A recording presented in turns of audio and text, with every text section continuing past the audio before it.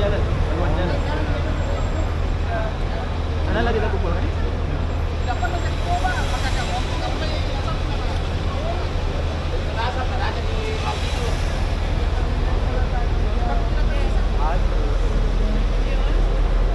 Kita berada di toko, kalau kita toko.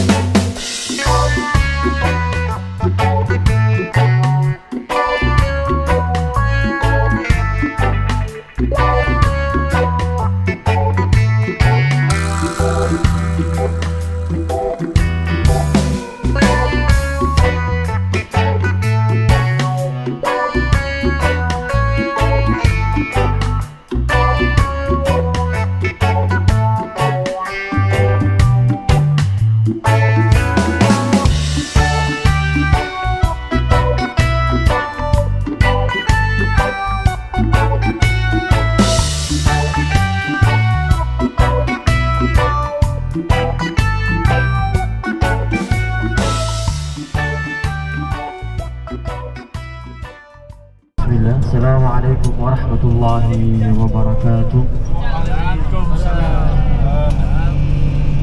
Apa kabar tuan-tuan, puan-puan semua? Semua sehat? Oke. Masih semangat? Sudah sarapan semua? Sudah mandi semua? Oke, alhamdulillah. Baik jemaah yang dirahmati oleh Allah Subhanahu wa taala. Barat tetap Allah, barat tetap Rasulullah yang dimuliakan oleh Allah Subhanahu wa taala. Sebelum kita bergerak lebih jauh lagi, kita awali perjalanan kita dengan kita bersama-sama membaca doa syafaat. Bismillahirrahmanirrahim. Bismillahirrahmanirrahim. Allahu akbar. Allahu akbar. Allahu akbar. Allahu akbar. Allahu akbar. Allahu akbar. Subhanallazi sakhkhara lana هذا وما كنا له مقرنين وإنا إلى ربنا لمنقلبون اللهم إنا نسألك في سفرنا هذا البر والتقوى ومن العمل ما ترضى اللهم هون علينا في سفرنا هذا واطوي عنا بعده اللهم أنت الصاحب في السفر والخليفة في الأهل اللهم إنا نعوذ بك من وعثاء السفر وكآبة المنظر وسوء والسوق المنقلب المنقلب في المال في المال والأهل والأهل والولد والولد وصلى الله وصلى الله على نبينا على نبينا وحبيبنا وحبيبنا وشفيعنا وشفيعنا محمد محمد صلى الله عليه وسلم صلى الله عليه وسلم وعلى آله وعلى آله وصحبه أجمعين. وصحبه أجمعين. الفاتحة.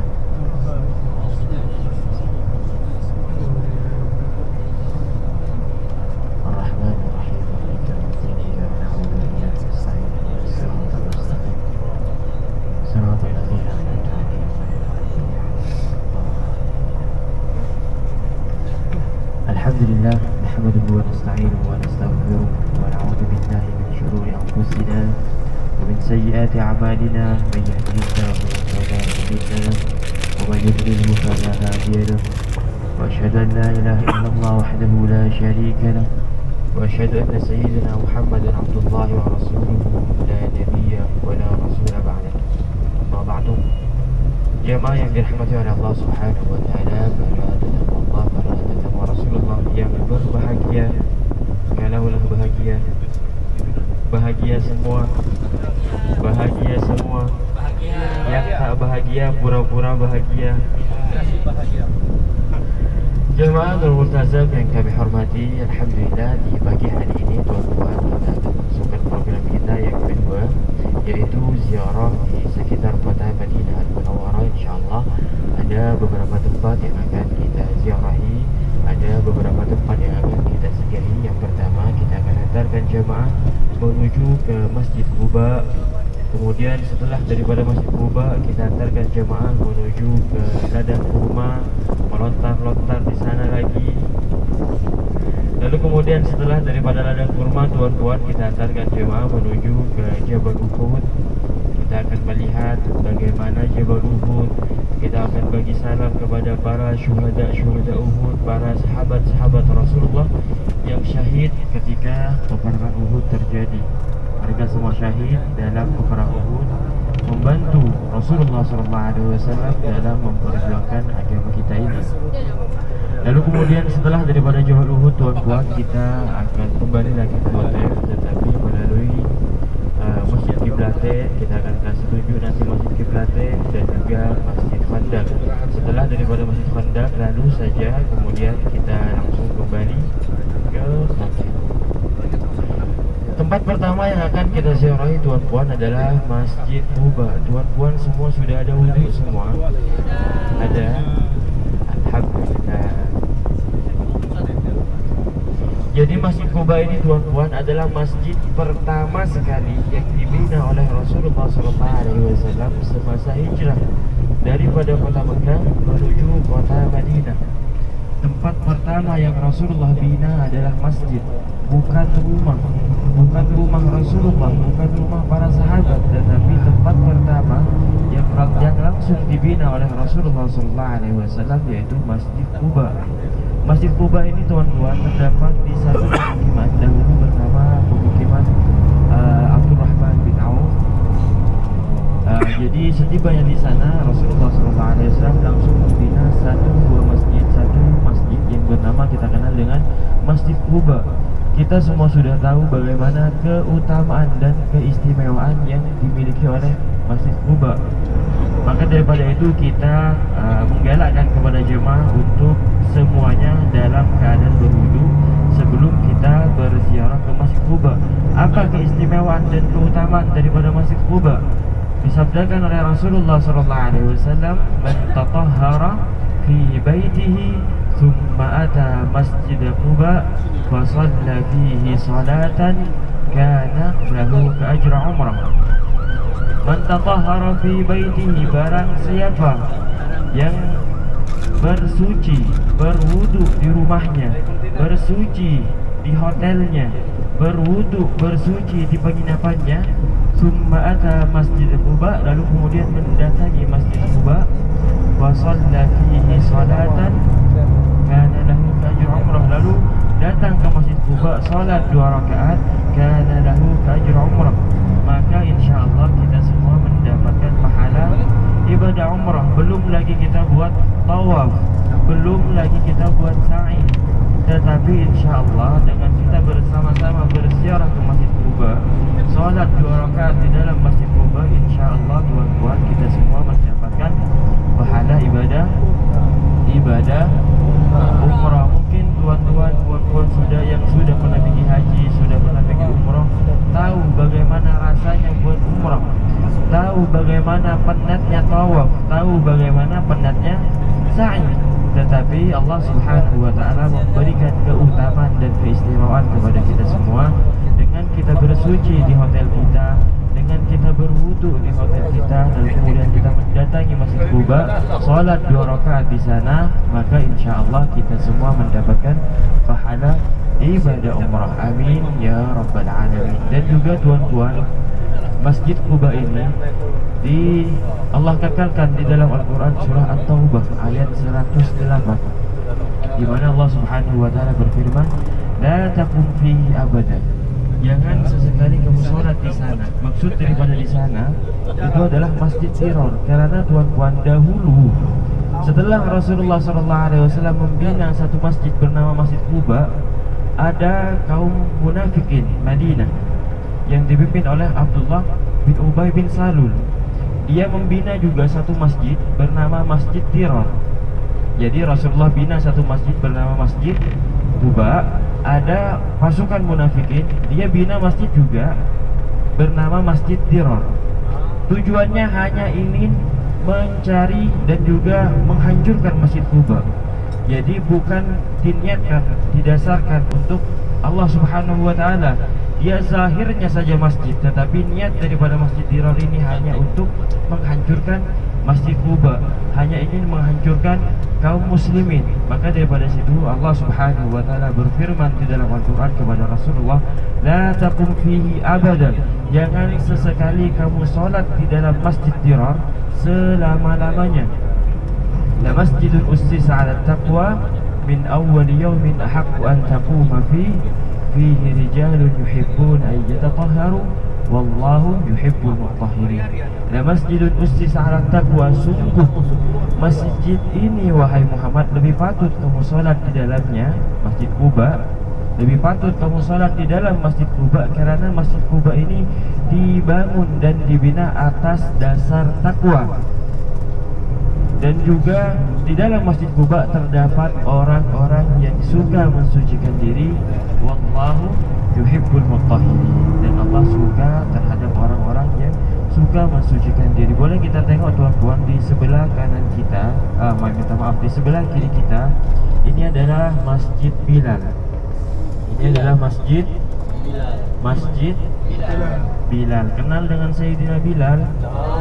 Kenal? Kenal di mana? Bila jumpa?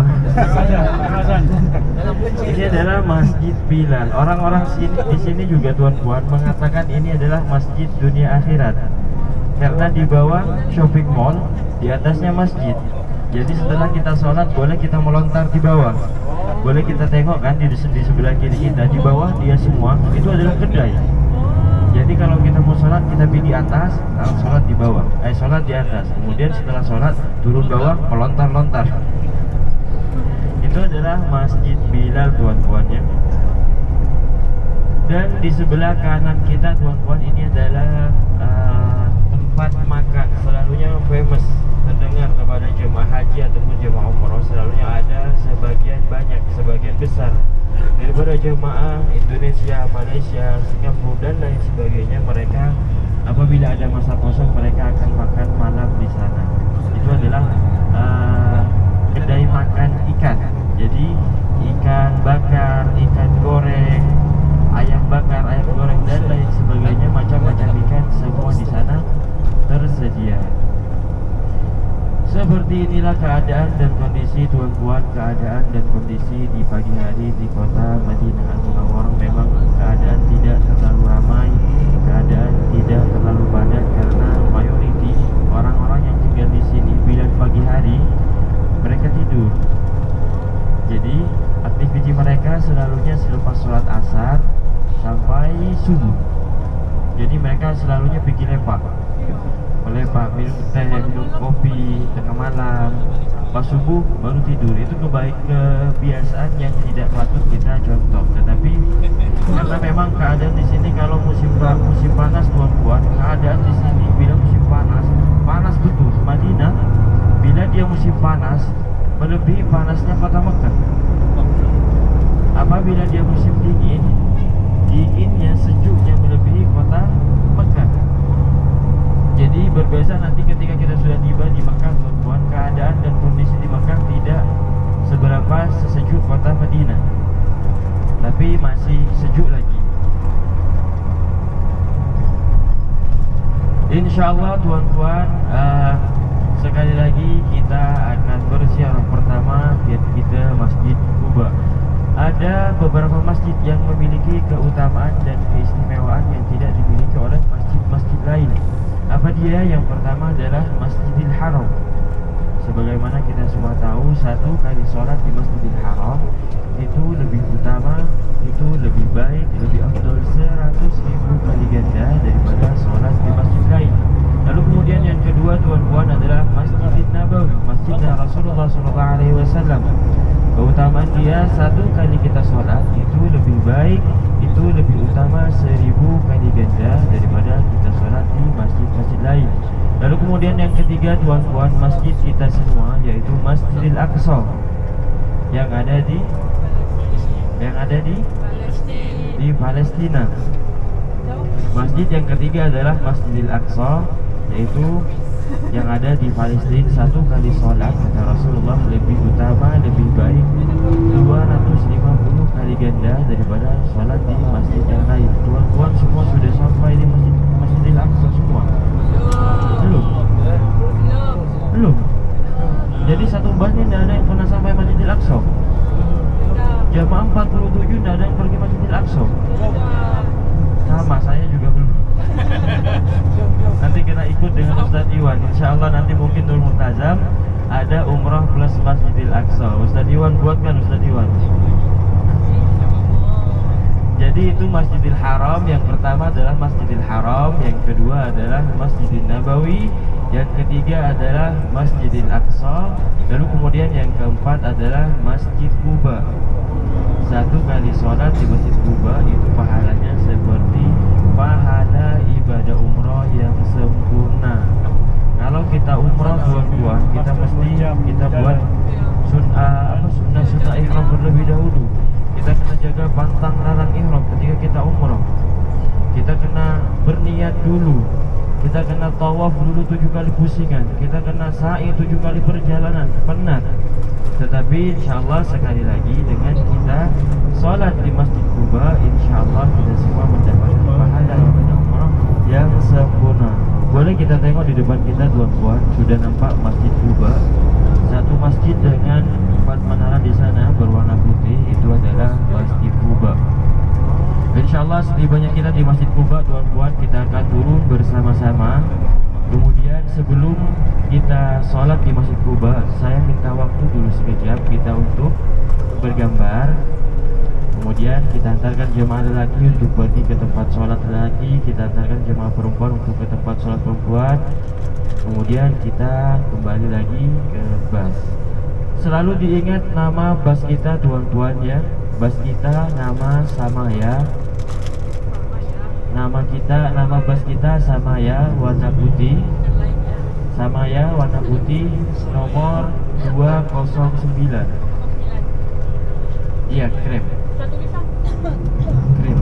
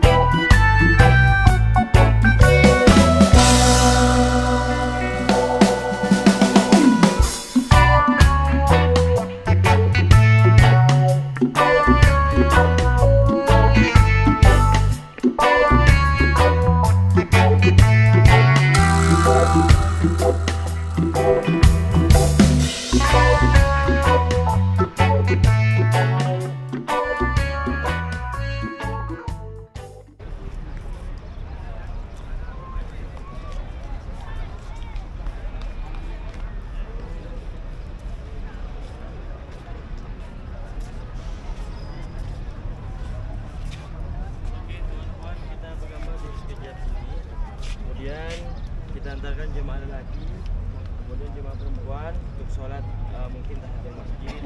Mungkin ada jemaah yang mau sholat duha juga dipersilakan, mungkin 2 rakaat, 4 rakaat. Kemudian untuk balik sini lagi ya. Nanti kita kumpul lagi di sini, kita balik bas sama-sama. 20 menit cukup. 20 menit, 25, 20, 30. Hah? 30 menit ya. Sekarang jam 8.20. Jadi 4.50. Oke. Jam 9 ya, jam 9 semua sudah di sini. Oke, sepakat, ada boleh lambat. Jam 9 semua sudah di sini. Oke, kita bergambar sekejap.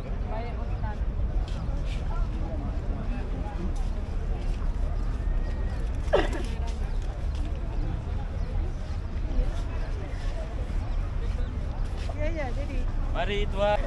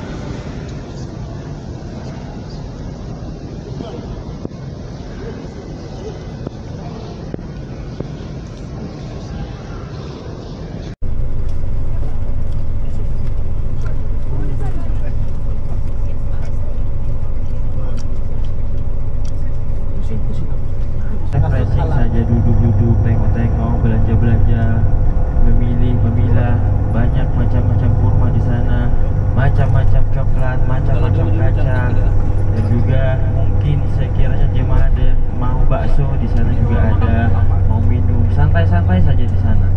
Setelah dari ladang kurma, santai-santai, duduk-duduk, lepak-lepak di sana, kemudian kita teruskan ke Jabal Uhud. Kita ke sana, kita berziarah kepada makam syuhada Uhud.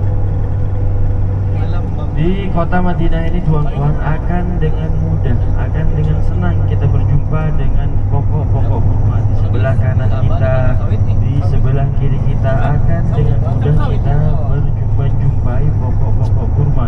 Karena memang sejak daripada dahulu kala tuan-tuan, sebelum lagi Rasulullah hijrah ke kota Madinah ini memang sudah terkenal dengan tanahnya yang subur, sudah terkenal dengan pokok-pokok kurma. Bahkan ada cerita menarik tuan-tuan, ketika peperangan Badar, orang-orang kafir Quraisy Mekah, mereka sudah pun mengetahui bahwasanya kaum muslimin Madinah sudah berada di tempat peperangan Badar, sudah berada di Badar. Mereka mengetahui dengan cara melihat kotoran unta.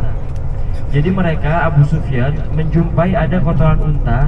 Kemudian oleh Abu Sufyan tuan-tuan, kotoran unta tersebut dicek. Setelah dicek, di dalam kotoran unta tersebut ada biji kurma. Dari situ Abu Sufyan sudah mengetahui bahwasannya orang-orang muslimin Madinah sudah berada di kawasan Badar hanya dengan melihat kotoran unta yang di dalamnya ada biji kurma. Karena tuan-tuan, tidak ada bangsa Arab manapun, tidak ada orang Arab manapun yang memberi makan unta mereka dengan kurma.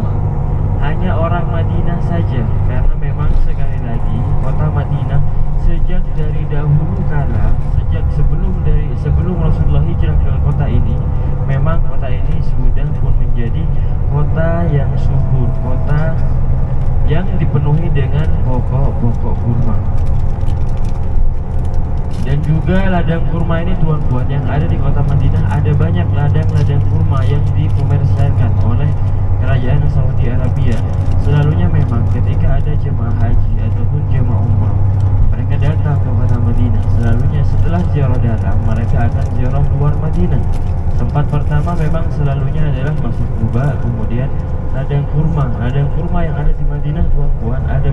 ada kurma. Cita rasa Nusantara.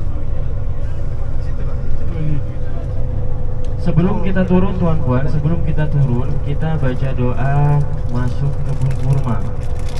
Doa ini khas untuk jemaah kita. Mungkin jemaah lain, bas-bas yang ada di depan kita mungkin mereka tidak baca doa. Jadi doa ini khas untuk kita saja, jemaah Multazam. Nah, kita sampai dulu, sampai parkir kita baca doa. Oke? Seperti biasa Tuan Puan, kita turun bersama-sama, kita ambil gambar sebentar, kita ambil video, kemudian kami persilakan kepada jemaah masuk, lihat-lihat kurma, tengok-tengok kurma, makan kurma, silakan coba semua.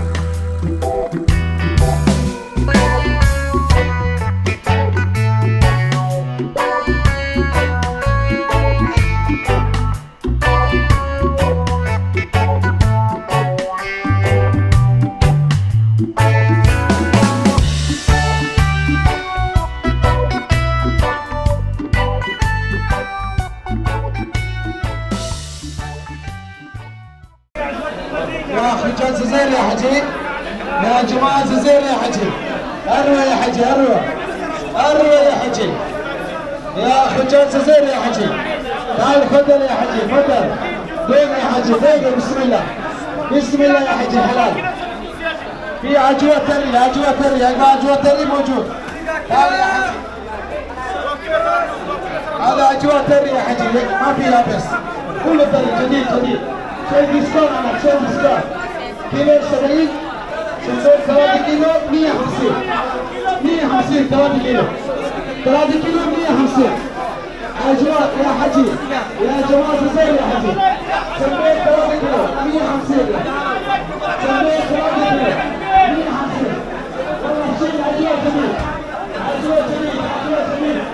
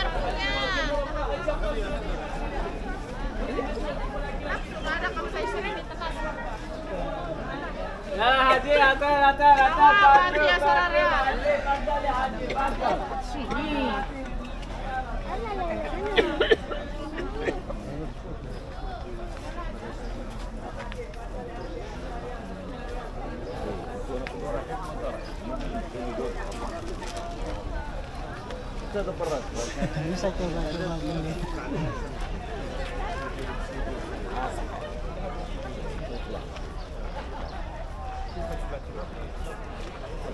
Nah, dia mesak ya.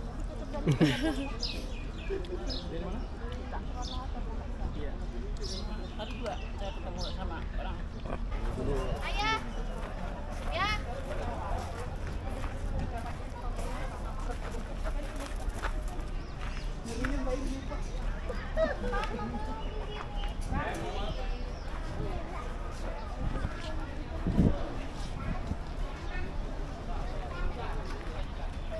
Makan bang? Apa kau makan?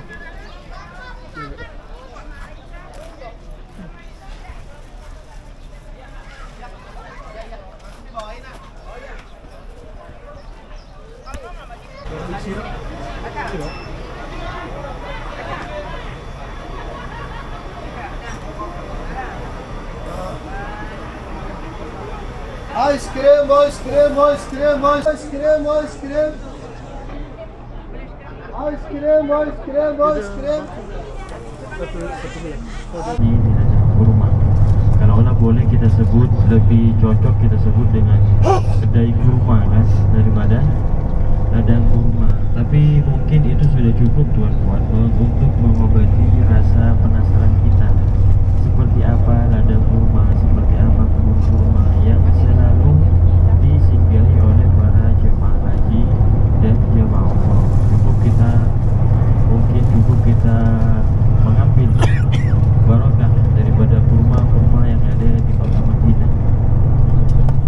Kurma-kurma yang ada di Madinah ini tuan-tuan, selalunya banyak sekali kurma, bermacam-macam kurma. Ada kurma sukari, ada kurma ajwa, kurma mezul, dan lain sebagainya. Tetapi ada satu kurma tuan-tuan, dia langsung disebutkan oleh Rasulullah. Apa dia? Yaitu kurma ajwa. Sebagaimana Rasulullah SAW bersabda, barang sesiapa yang mengkonsumsi 7 butir kurma ajwa, Rasulullah langsung sebut nama kurma ajwa. Barang sesiapa yang mengkonsumsi 7 butir kurma ajwa di pagi hari, maka orang tersebut akan terbebas daripada sihir dan racun. Bolehlah kita mengambil barokah daripada sabda Rasulullah. Kita beli kurma ajwa mungkin dalam setengah kilo, 1 kilo, hanya untuk mengambil barokah daripada sabda Rasulullah. Kita mengkonsumsi kurma ajwa 7 butir di pagi hari, insyaallah sabda Rasulullah akan terhindar daripada sihir dan racun. Baik jemaah, kita teruskan perjalanan kita menuju ke Jabal Uhud. Insyaallah di sana kita akan berziarah. Kita akan melihat seperti apa keadaan dan kondisi Jabal Uhud. Jabal Uhud ini tuan-tuan disebutkan oleh Rasulullah SAW adalah gunung surga. Uhud Jabalun min Jibalil Jannah. Uhud adalah gunung surga. Jadi insyaallah nanti tuan-tuan di hari kiamat Allah Subhanahu wa taala akan mengangkat Jabal Uhud dibawa ke surga. Kita semua berharap semoga di dunia, di Madinah ini kita nampak langsung Jabal Uhud. Semoga kita semua dapat menampak juga secara langsung Jabal Uhud di surga nanti. Amin ya rabbal alamin.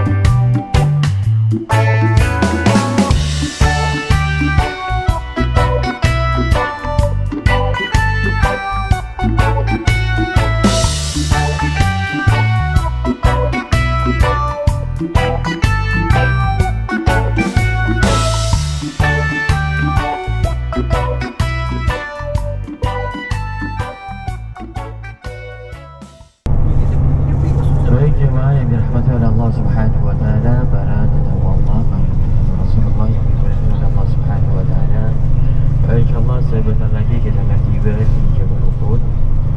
Jabal Uhud ini tuan-tuan pernah terjadi satu peperangan yang harus kita selalu ingat. Suatu perang yang luar biasa yang terjadi pada tahun ketiga Hijriah, 1 tahun setelah peperangan Badar. 1 tahun setelah peperangan Badar, tuan-tuan, ada nama perang Uhud.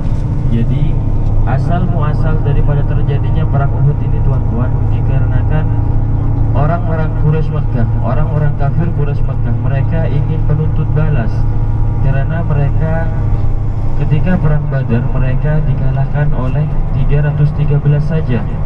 13 pada saat itu kaum kafir Quraisy membawa pasukan sebanyak 1000 pasukan. Pada saat itu, pada saat perang Badar, kaum kafir Quraisy berangkat menuju kota Madinah, menuju kota nama Badar. Mereka berangkat dengan membawa sebanyak 1000 pasukan melawan pasukan kaum muslimin sebanyak 313. Mereka berangkat dari kota Mekah dengan penuh percaya diri. Mereka mengira dan menyangka bahwasannya mereka akan dengan mudah mengalahkan orang-orang muslimin Madinah yang hanya pada saat itu 313 saja. Tetapi tuan-tuan, kejadian realitinya pada saat itu kaum muslimin Madinah memenangkan pertarungan. Kaum muslimin Madinah memenangkan peperangan meskipun mereka hanya 313 saja, karena mereka dibantu oleh Allah Subhanahu wa taala dengan menurunkan bala bantuan, yaitu malaikat. Jadi mereka semua berangkat dari kota Mekah dengan penuh percaya diri. Mereka mengira dan menyangka peperangan akan mudah dimenangkan, peperangan akan dengan mudah ditaklukkan. Tetapi realitinya mereka semua kalah. Mereka semua pulang dengan keadaan kecewa. Mereka semua pulang ke Mekah, kembali lagi ke Mekah dengan keadaan yang marah. Sehingga pada tahun setelahnya, pada tahun ketiga Hijriah, mereka yang pada saat itu dipimpin oleh Abu Sufyan. Abu Sufyan ini, tuan-tuan, mengumpulkan pasukan sebanyak 3000 pasukan. Jadi 1 tahun setelah perang Badar, Abu Sufyan mengumpulkan pasukan sebanyak 3000 pasukan untuk menghancurkan kota Madinah, untuk menyerang kota Madinah, untuk menuntut balas ke atas kekalahan perang Badar. Mereka berangkat dari kota Mekah dengan 3000 pasukan, sehingga kabar tersebut terdengar oleh Rasulullah. Rasulullah mendengar kabar bahwasannya orang-orang Mekah sudah berangkat dengan 3000 pasukan, sehingga pada saat itu Rasulullah SAW bermusyawarah dengan para sahabat, apa strategi yang akan kita buat dengan melawan 3000 pasukan tersebut. Pada saat itu, pada saat musyawarah, tuan-tuan, Rasulullah SAW bermusyawarah dengan para sahabat, dan para sahabat pada saat itu mayoriti mereka ingin keluar kota Madinah, ingin berperang dengan kaum kafir Quraisy. Tetapi ada juga sebahagian kecil mereka berpendapat bertahan saja di dalam kota Madinah, tidak perlu berperang. Tetapi karena mayoriti pada saat itu, sebahagian besar para sahabat ingin keluar kota Madinah, ingin keluar melawan kaum kafir Quraisy, karena mereka juga mendengar pada saat peperangan Badar mereka semua dibantu oleh malaikat.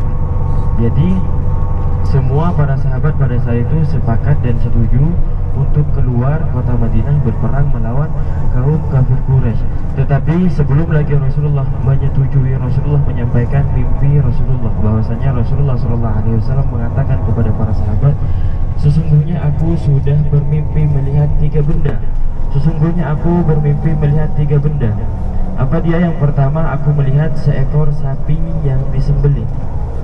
Yang kedua, aku melihat pedangku yang retak. Lalu kemudian yang ketiga, aku melihat benteng yang kokoh. Itu adalah mimpi Rasulullah. Lalu kemudian para sahabat bertanya kepada Rasulullah, ya Rasulullah, apa takwil mimpi itu? Ya Rasulullah, apa makna daripada mimpi itu ya Rasulullah? Lalu kemudian dijawab oleh Rasulullah, yang pertama, aku melihat sapi yang disembelih, bermakna akan ada sahabat-sahabatku yang syahid pada saat peperangan Uhud. Lalu kemudian mimpi Rasulullah yang melihat pedang yang retak, itu artinya akan ada keluargaku yang syahid pada saat perang Uhud. Lalu kemudian yang ketiga, aku melihat benteng yang kokoh, bermakna kota Madinah. Lalu kemudian setelah bermusyawarah dengan Rasulullah, Rasulullah bermusyawarah dengan para sahabat, semuanya setuju akan keluar kota Madinah berperang dengan kaum kafir Quraisy. Kemudian Rasulullah masuk ke dalam rumah beliau mengganti baju perang. Ketika Rasulullah SAW tengah tukar baju perang, para sahabat semuanya merasa tidak enak hati. Para sahabat merasa mereka seperti memaksakan kehendak Rasulullah, karena Rasulullah SAW pada saat itu lebih ingin bertahan di kota Madinah. Sehingga pada saat itu para sahabat berubah pikiran. Mereka mengatakan kepada Rasulullah, "Ya Rasulullah, sepertinya kami terlalu memaksa kehendak. Sepertinya kami terlalu memaksa kehendak. Kami mungkin lebih baik bertahan di kota Madinah saja. Kita tidak perlu berperang."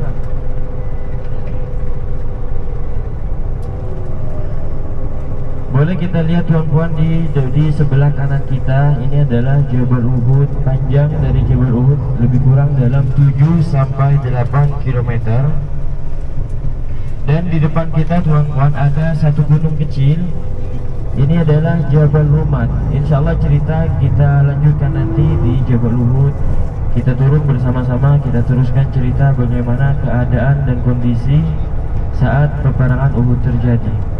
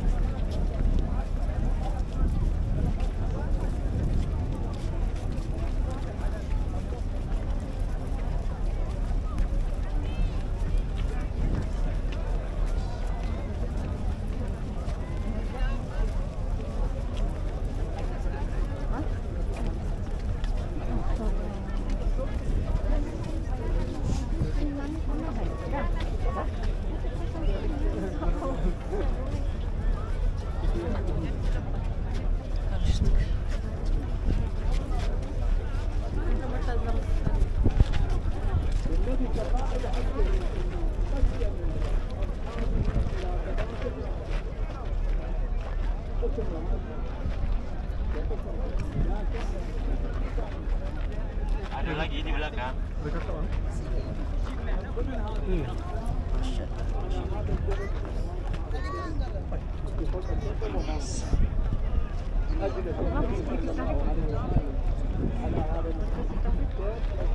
Siapa? Satiwan. Di belakang tadi.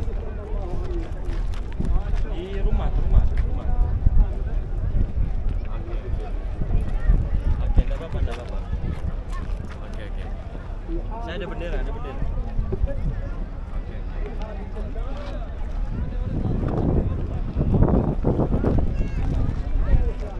Panas. Alhamdulillah Rabbil Alamin. Wassalatu wassalamu ala Rasulillah Muhammadin sallallahu alaihi wasallam. Alhamdulillah tuan-tuan yang dirahmati oleh Allah Subhanahu wa taala, boleh kita lihat di depan kita. Ini semua adalah Jabal Uhud. Panjang daripada Jabal Uhud ini tuan-tuan lebih kurang dalam 7 sampai dengan 8 km. Gunung yang panjang ini adalah Jabal Uhud.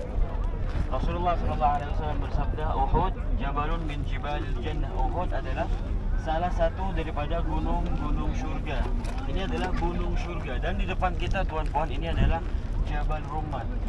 Dan di tempat ini pernah terjadi suatu peperangan yang luar biasa yang harus kita ingat selalu, yaitu peperangan Uhud. Peperangan Uhud tuan-puan terjadi pada tahun ketiga Hijriah. Pada saat tahun ketiga Hijriah, orang-orang kafir Quraisy Makkah berangkat daripada kota Makkah dengan pasukan sebanyak 3.000 pasukan ingin menghancurkan kota Madinah. Terdengar kabar kepada Rasulullah SAW dan kemudian Rasulullah SAW bermusyawarah dengan para sahabat. Lalu kemudian yang saya ceritakan tadi semuanya sepakat dan setuju untuk berperang melawan kaum kafir Quraisy ke luar kota Madinah. Sehingga Rasulullah SAW menyampaikan mimpi beliau bahwasanya Rasulullah SAW melihat 3 benda. Yang pertama, melihat seekor sapi yang disembelih, bermakna akan ada daripada sahabatku yang meninggal. Dan juga Rasulullah SAW melihat ada pedang yang retak, bermakna akan ada keluarga Rasulullah yang meninggal, yang syahid. Dan juga yang ketiga adalah benteng yang kokoh, bermakna kota Madinah. Lalu kemudian Rasulullah SAW kumpulkan para sahabat Madinah pada saat itu hingga terkumpul sebanyak 1.000 pasukan. Awalnya berjumlah 1.000 pasukan. Di tengah jalan tuan-puan, ketika menuju ke Jabal Uhud ini, kembali sebanyak 300 pasukan yang dipimpin oleh pemimpin munafikin, yaitu Abdullah bin Ubay bin Salul. Kembali sebanyak 300 pasukan. Mereka beralasan akan meninggalkan mereka beralasan kembali ke kota Madinah, beralasan hanya ingin bertahan di kota Madinah, tidak ingin berperang ikut keluar. Sebetulnya tuan-puan, itu hanya alasan mereka saja. Mereka sebetulnya ingin menjatuhkan mental kaum muslimin sehingga terjadi kekalahan. Tetapi pada saat itu Rasulullah SAW tetap membiarkan Abdullah bin Ubay bin Salul dengan 300 pasukannya kembali ke kota Madinah, sehingga tersisa 700 saja. Yang awalnya 1.000 melawan 3.000, kembali 300 menjadi 700. Kembali 300 menjadi 700 pasukan saja. Bermakna 3.000 pasukan kaum kafir Quraisy Makkah melawan 700 kaum muslimin Madinah. Berangkat Rasulullah SAW dengan 700 pasukan sampai di Jabal Uhud ini tuan-puan. Rasulullah SAW meletakkan 50 orang pemanah di Jabal Rummat sana. Itu adalah Jabal Rummat. Rasulullah SAW meletakkan 50 orang pemanah di atas sana. Sisanya berada di bawah sini melawan 3.000 pasukan kaum kafir Quraisy Makkah. Makkah berada di sana. Jadi Rasulullah SAW berada di depan Jabal Uhud, berada di bawah Jabal Rummat. Makkah berada di sana. Berangkat, lalu kemudian tiba di sini yang 3.000 pasukan tadi, hingga akhirnya terjadi suatu peperangan yang luar biasa antara 700 pasukan kaum muslimin melawan 3.000 pasukan kaum kafir Quraisy Makkah. Di awal kancah peperangan tuan-puan, kaum muslimin Madinah dengan sangat mudah menaklukkan 3.000 pasukan kaum kafir Quraisy Makkah, karena pasukan kaum muslimin mereka mempunyai kekuatan inti yang ada di Jabal Rummat. Sebelum lagi Rasulullah SAW memerintahkan 50 orang pemanah yang di sana, Rasulullah berpesan, kalau kita menang ataupun kalah, jangan turun dari Jabal Rummat sebelum aku yang perintahkan. Kena menang ataupun kalah, jangan turun dari Jabal Rummat. Di awal kancah peperangan tuan-puan, kaum muslimin dengan sangat mudah memenangkan peperangan, sehingga orang-orang Quraisy Makkah mereka semua kocar-kacir, mereka semua mundur balik, mereka semua kabur, lari kembali ke kota Makkah, sehingga mereka meninggalkan harta benda mereka yang bawa, harta benda, baju perang, tameng, semua mereka semua tinggalkan, mereka kembali ke kota Makkah, sehingga orang yang di sini, orang yang ada di Jabal Rummat, mereka melupakan pesan daripada Rasulullah. Turun 43 daripada yang di sini, turun meninggalkan pesan daripada Rasulullah. Mereka turun ke bawah, mereka mengumpulkan harta ghanimah. Mereka melupakan pesan Rasulullah bahwasannya menang atau kalah jangan turun dari Jabal Rummat.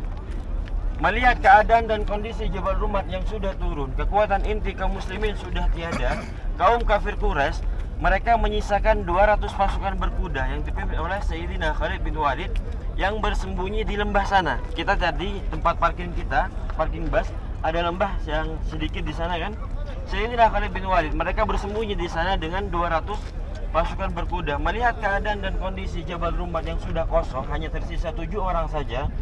Lalu kemudian Sayyidina Khalid bin Walid yang pada saat itu masih lagi dalam keadaan kafir, Sayyidina Khalid bin Walid membawa 200 pasukan kuda menyerang Jabal Rummat, menghabisi Jabal Rummat. Lalu kemudian Sayyidina Khalid bin Walid dengan 200 pasukan tadi mengangkat kembali bendera kaum kafir Quraisy. Pada zaman dahulu tuan-puan, suatu peperangan itu hanya ditandakan dengan bendera saja. Apabila bendera masih lagi ada yang mengangkat, bermakna peperangan masih berlaku. Mereka tidak masih menyerah. Tetapi apabila meskipun terdapat 1000 pasukan, 3000 pasukan, kalaulah bendera sudah terjatuh, maka peperangan selesai. Maka kemudian pasukan kaum kafir Quraisy mereka yang semua kembali lari ke kota Mekah melihat keadaan Jabal Rummat sudah dikuasai oleh Sayyidina Khalid bin Walid. Sayyidina Khalid bin Walid angkat kembali bendera kafir Quraisy, lalu kemudian dilihat oleh mereka semua yang lari. Lalu kemudian setelah mereka melihat bahwasannya Sayyidina Khalid bin Walid sudah berjaya di atas Jabal Rummat, mereka patah balik lagi. Mereka mengepung kaum muslimin di tengah. Mereka mengepung kaum muslimin di depan di 3000 tadi, sedangkan yang di belakang oleh Sayyidina Khalid bin Walid yang 200 pasukan berkuda. Hingga pada saat itu di kancah kedua kaum muslimin mengalami kekalahan dan terdapat 70 sahabat Rasulullah yang syahid, termasuk juga paman daripada Sayyidina Rasulullah SAW, yaitu Sayyidina Hamzah bin Abdul Muttalib, yang pada saat itu jasadnya tuan-puan sampai dikoyak dan diambil jantungnya, dimakan, dikunyah lalu kemudian dimuntahkan kembali. Terdapat 70 syahid para sahabat Rasulullah SAW yang dimakamkan di sebelah sana. Kita sebentar lagi tuan-puan kita datang ke sana, kita ucapkan terima kasih kita, rasa cinta kita, rasa takzim kita, terima kasih kita kepada para sahabat Rasulullah yang membantu memperjuangkan agama Rasulullah SAW, yang membantu perjuangan Rasulullah SAW sehingga saat ini kita dapat beribadah dengan selesa, kita dapat beribadah dengan tenang, kita dapat beribadah dengan nyaman. Kita lahir sudah dalam keadaan Islam. Kalaulah kita melihat saudara-saudara kita yang ada di Palestina yang saat ini sedang dalam keadaan peperangan, yang saat ini sedang mereka dalam bawah kekuasaan Zionis Israel laknatullah alaihim, semoga Allah hancurkan kekuasaan mereka, semoga Allah binasakan kekuasaan mereka. Mereka semua beribadah dengan hati-hati, mereka semua beribadah dengan rasa takut, sedangkan kita lahir dalam keadaan Islam. Kita lahir sudah dapat memeluk agama Islam, kita sholat dengan selesa, kita sholat dengan tenang.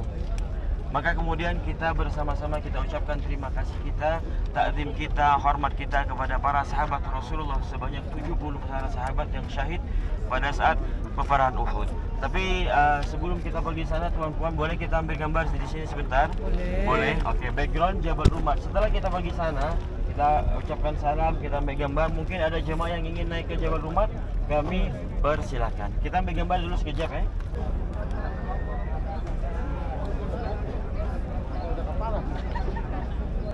Oke, bismillah tuan-tuan, kita bersama-sama berziarah ke para syuhada Uhud yang ada di depan kita. Sebanyak 70 para sahabat Rasulullah yang syahid pada saat peperangan Badar.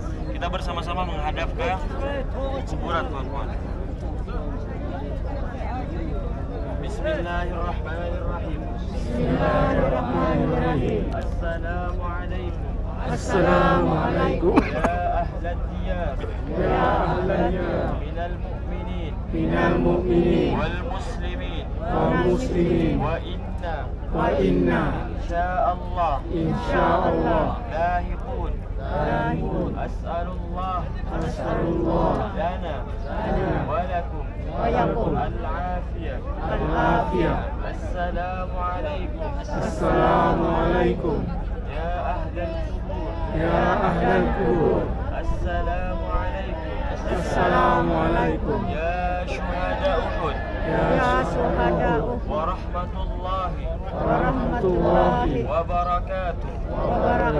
Assalamu alaikum ya amman nabi Sayyidina Hamza bin Abdul Muttalib. Assalamu alaikum ya Sayyidina Hamza bin Abdul Muttalib. Assalamu alaikum ya Asadullah wa rahmatullahi wa barakatuh. Jazakallahu anna an ummati Rasulillah afdalal jaza wa ahsanal jaza wa azkal jaza.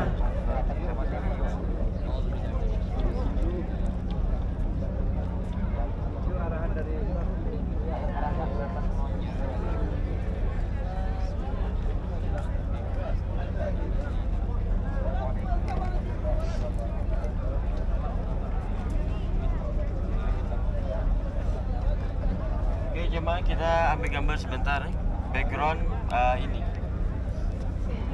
Yang atas. 1, 2, 3. 1, 2, 3. Jabal Wud. 1, 2, 3. Pilih. 1, 2, 3. Jabal.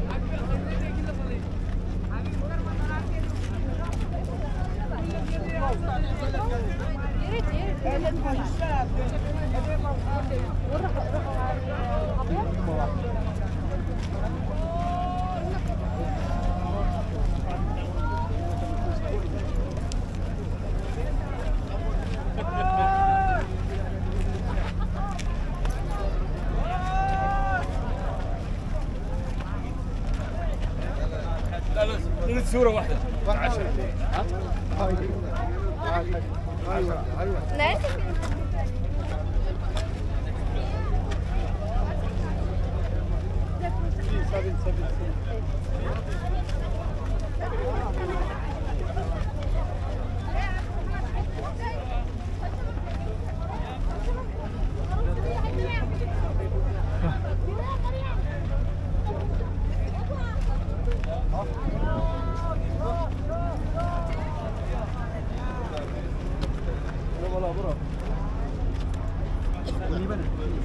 Ini.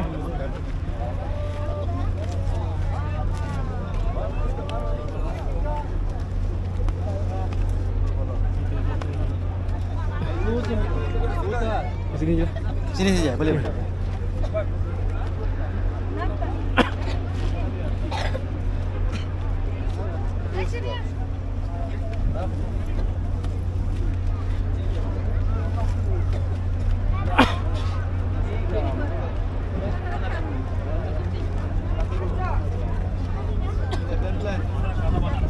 Rehat dulu.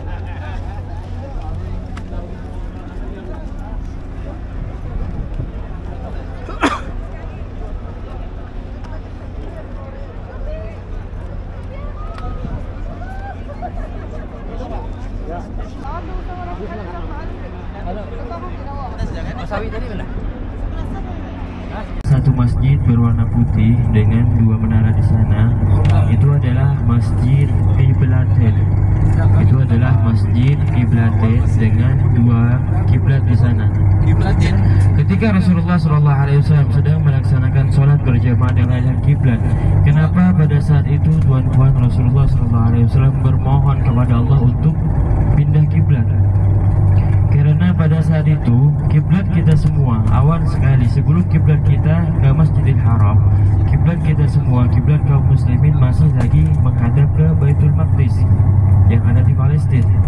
Kemudian orang-orang Yahudi, mereka semua mengolok-olok, mereka semua membuli Rasulullah. Apa ini Muhammad?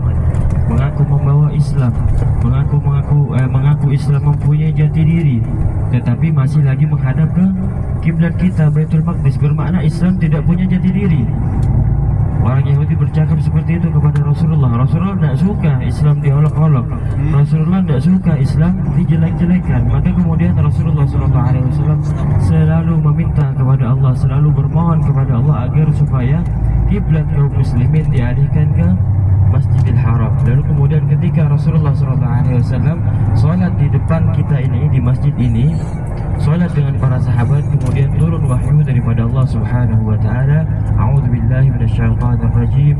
Bismillahirrahmanirrahim. Qad nara taqalluba wajhika fis sama' falanuwalliyannaka qiblatan tardaha fawalli wajhaka syatran Masjidil Haram. Qad nara taqalluba wajhika fis sama'. Sungguh kami selalu melihat wajahmu menengadahkan ke langit. Jadi tuan-tuan, ketika Rasulullah SAW sholat, jadi Rasulullah SAW ketika sholat, Rasulullah sering kali menengadahkan wajahnya ke langit. Jadi ketika Rasulullah sholat sering kali menengadahkan wajahnya ke langit. Apa sebab? Rasulullah menunggu wahyu dari Jibril.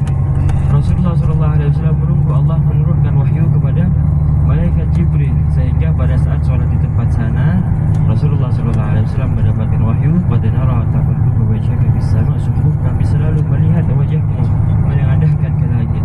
Falanuwalliyannaka qiblatan tardaha, maka palingkan kemana engkau yang ridai, kemana arah yang engkau sukai, kemana arah yang engkau ridai.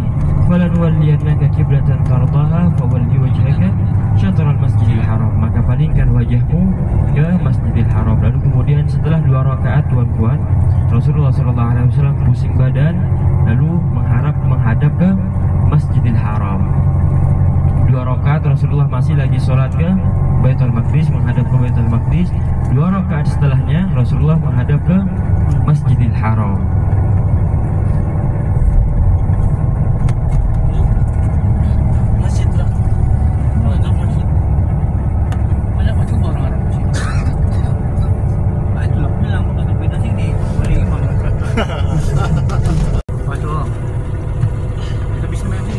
Di depan kita tuan-tuan ini adalah Masjid Khandaq. Khandaq dalam bahasa kita bermakna parit.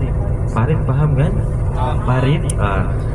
Khandaq ini dalam bahasa kita tuan-tuan ini bermakna parit. Selain juga disebut dengan Masjid Khandaq, masjid ini juga disebut dengan Masjid Al-Ahzab atau Masjid Ahzab, karena pernah terjadi suatu peperangan pada tahun ke-5 Hijriah, yaitu perang Khandaq atau disebut juga dengan perang Ahzab.